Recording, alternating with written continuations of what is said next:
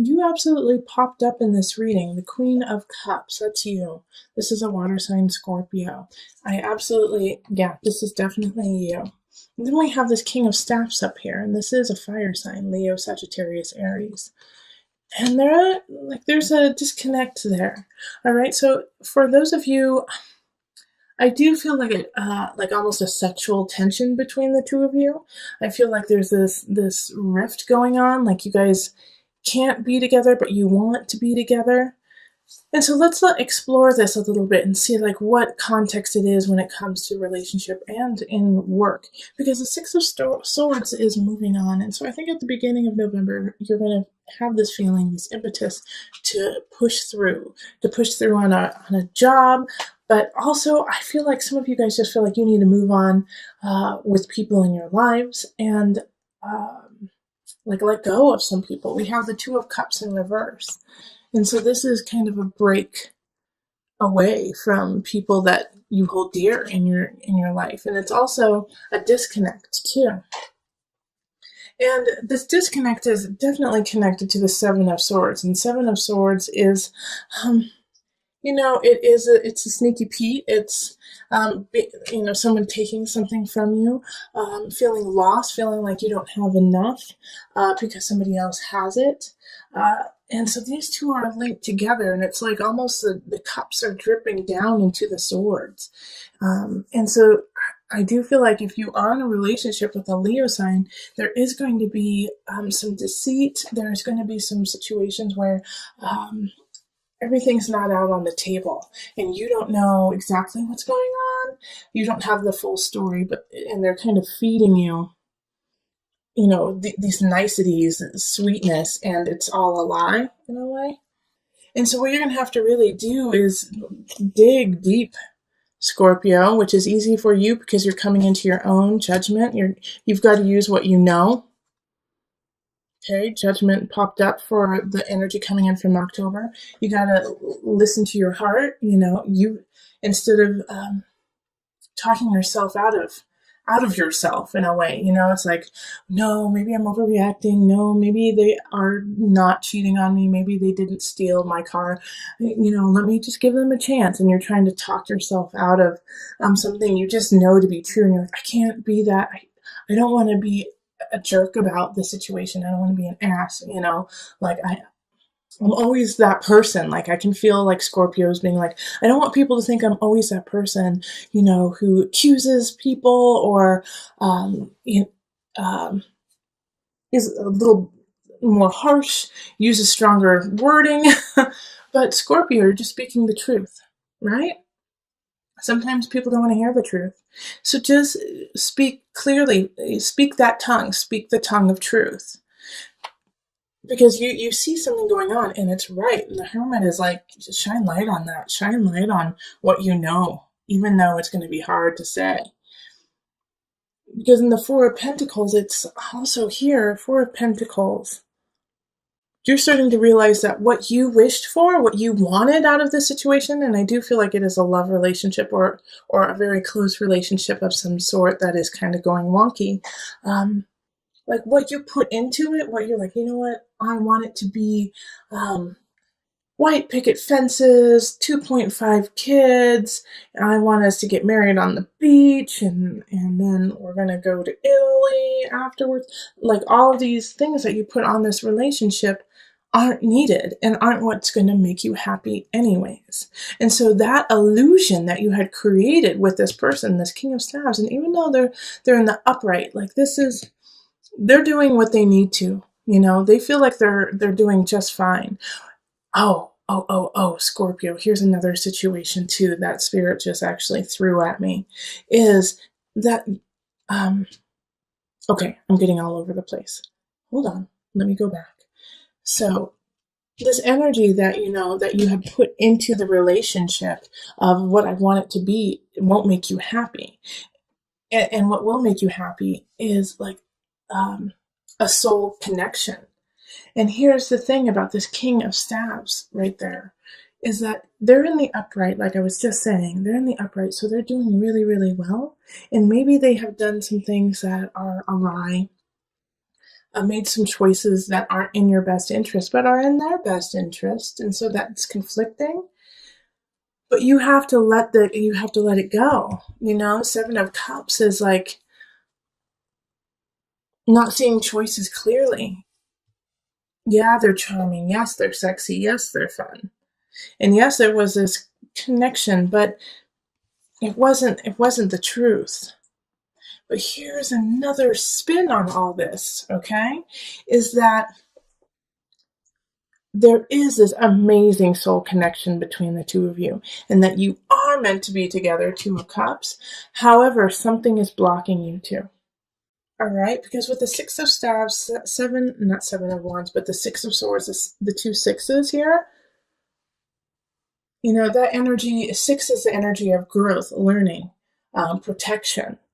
It's often nostalgia, looking to the past so that you can move forward. With these two energies, it's like they're almost conflicting for you guys. Like you have an idea, a foundation, and he or she has a foundation, and they're not the same. And so it's like you guys have to step differently to meet each other. You know what I mean? Like you guys have two different paths, but to step on the same path, it's different levels. Like one of you guys may need to give up where you live, while the other person may need to give up the idea of marriage. That you guys will get married, but you will be together forever. It's like, oh, I'm sorry. I know that I probably sound very confusing to you right now, but there's just like so many different situations going through my head for you that like there's like this block that is definitely there that is not your fault.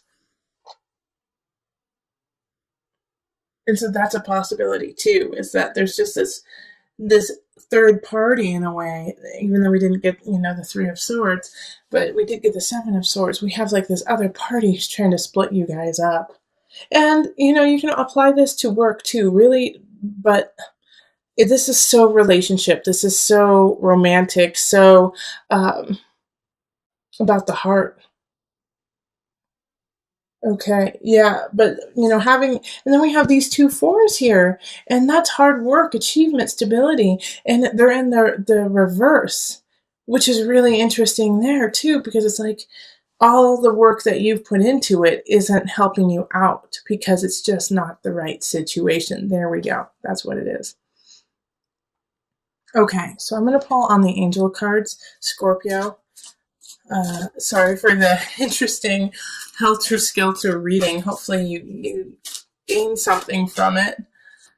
It didn't mean to turn into like a love reading, but it definitely was that.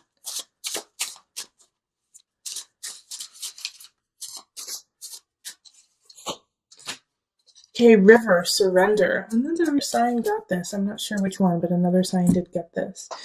Surrender.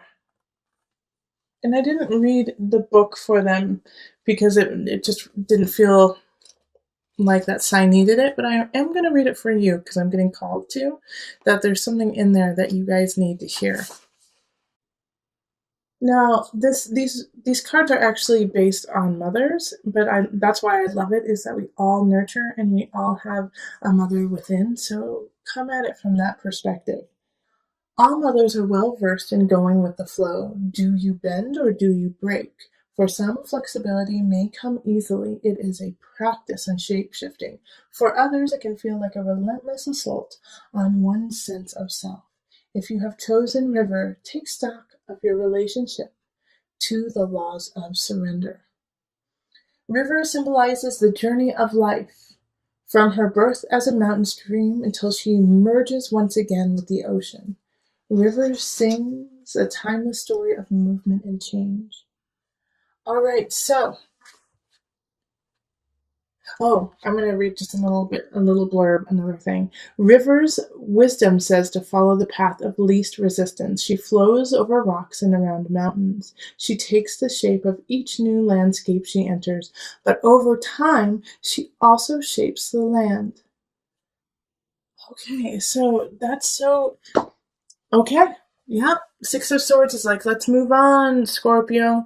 This relationship is stagnant and you are no longer growing and perpetuating yourself in it.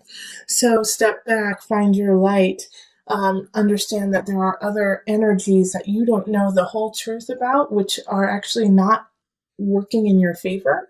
And so you have to gleam the light on that, hermit, go into the details, show the light in the dark, to figure out what steps you need to take next, because what you have been working on is not working. So go with the flow, see what happens, and then from there, let your heart shine and guide you down the river. So with the Five of Chalices here, it's, time to let go of what has already happened, that you can't change the past. You can't change the immediate past. You have to step up to it and own your situation, own your space in the situation.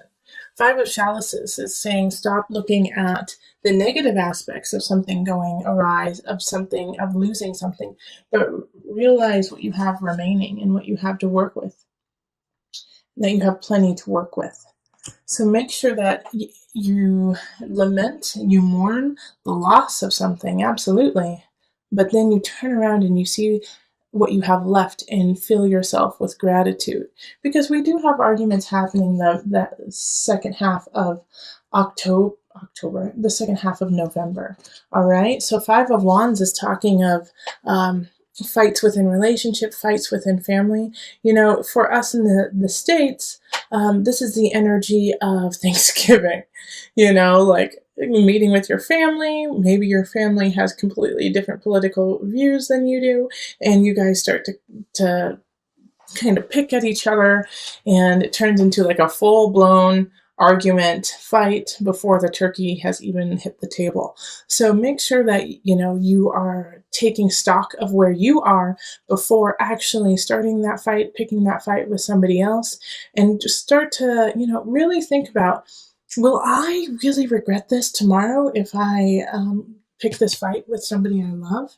Will I turn into the Five of Chalices and go, oh gosh, why did I do that yesterday, when I love this person and it's not even worth fighting over, Or it could be the opposite too. It could be, oh my gosh, why didn't I stand up for myself? Why didn't I, say, gosh, what you're saying is totally wrong and I don't appreciate it and I find it disrespectful. Why didn't I say that?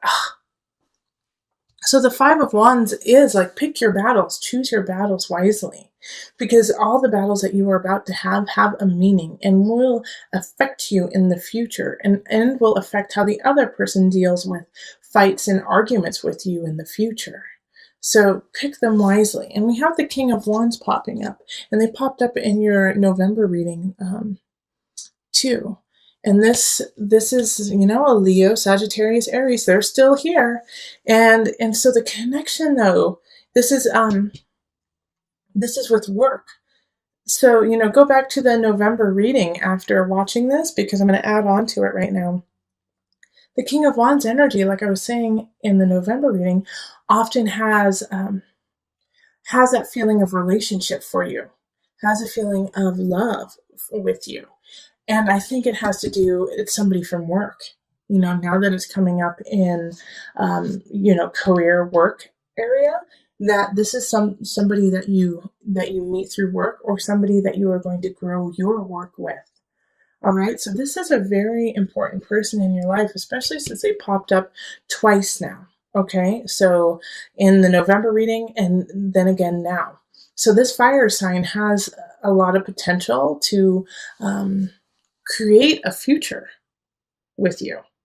And the reason why I say that is the Nine of Chalices right next to it.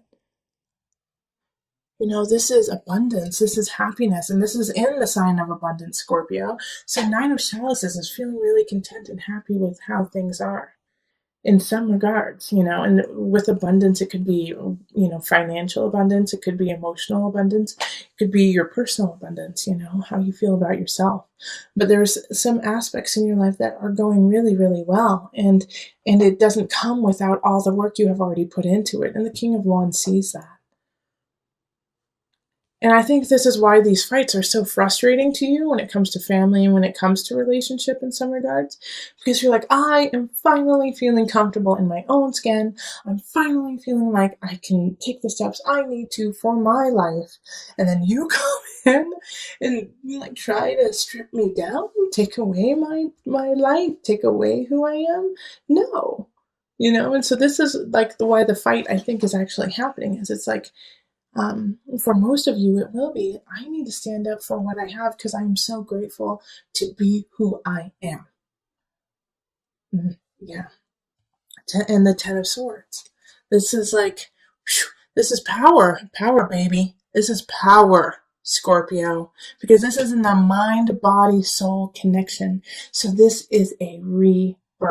You have to let go of an aspect of yourself. And I really feel like it has to do with what I just said, is that you're like, no, I am coming into my own, and you may not like it, you may not find it comfortable, but I'm not here to make you comfortable. I'm here to live my truth.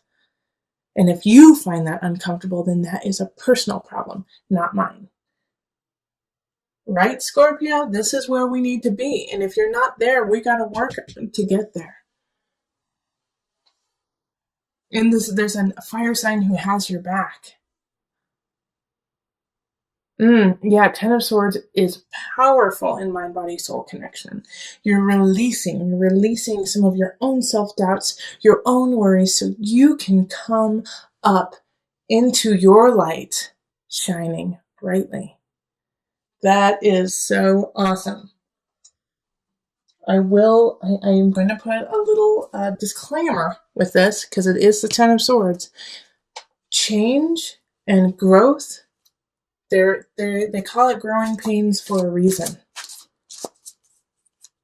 So don't back down if you start to get those growing pains, okay? You're just growing. So we're going to call in the angel deck for some added guidance. You are profoundly clairvoyant. Trust what you see in your mind's eye as well as your physical sight, for your spiritual vision helps you with healing, teaching, and guidance. All right. Power, baby. Ten of Swords, you are profoundly clairvoyant. Letting go, rising from the ashes, stronger, better than ever. Listen to your intuition, listen to your heart, and the body will follow.